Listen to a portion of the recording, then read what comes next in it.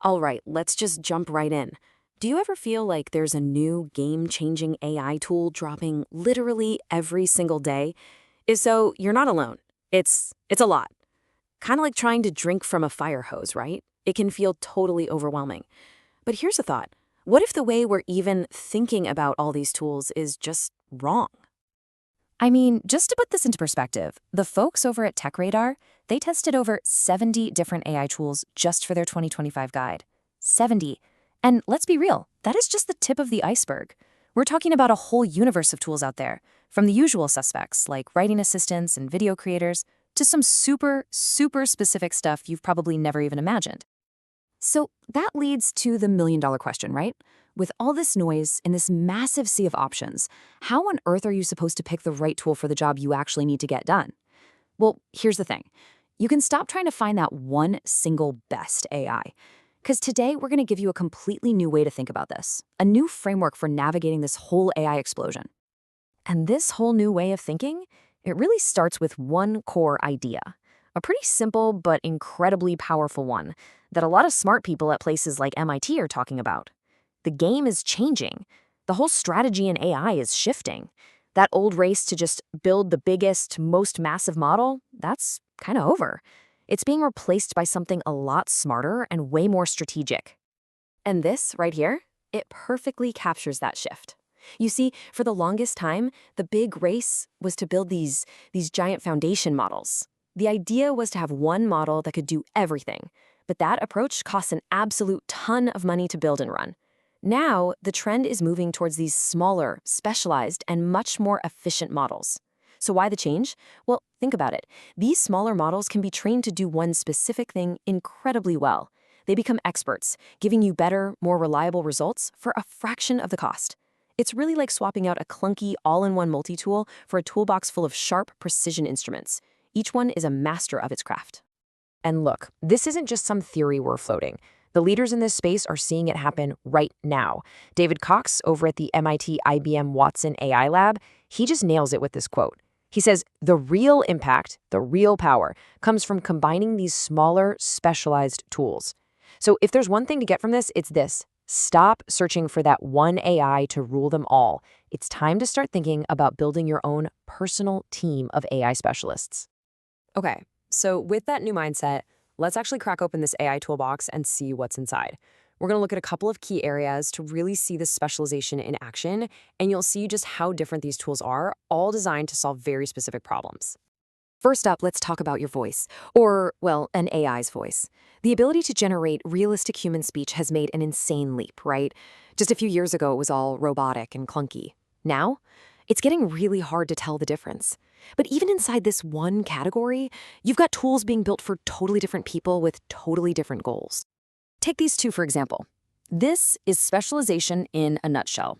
On one side, you've got a powerhouse like 11 Labs. This is for creators who need that super realistic, expressive voice cloning, for things like dubbing a film or creating a video game character. Then on the other side, you have something like Murph. Murph is for the person who just needs a quick, clean, professional-sounding narration for a presentation, and they need it, like, now. It's got this dead simple drag-and-drop interface. See? They both generate voiceovers, but they are completely different tools built for completely different jobs. All right, next up, video. Let's see how this same idea applies here, because this is another space that is just blowing up with specialized tools.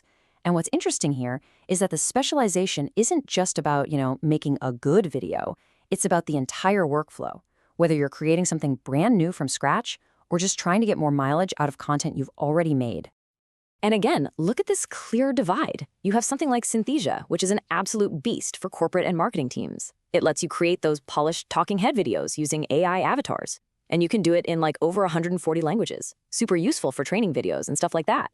But then, what if you're a content creator who just finished a 2-hour podcast? You don't need to create a new video. You need to find the highlights in the one you just made.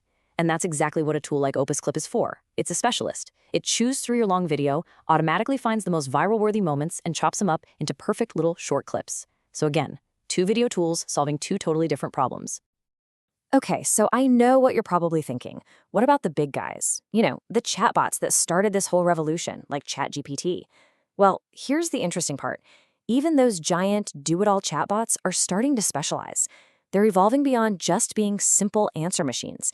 They're becoming these deeply integrated assistants, each with its own unique strengths and, well, even its own personality.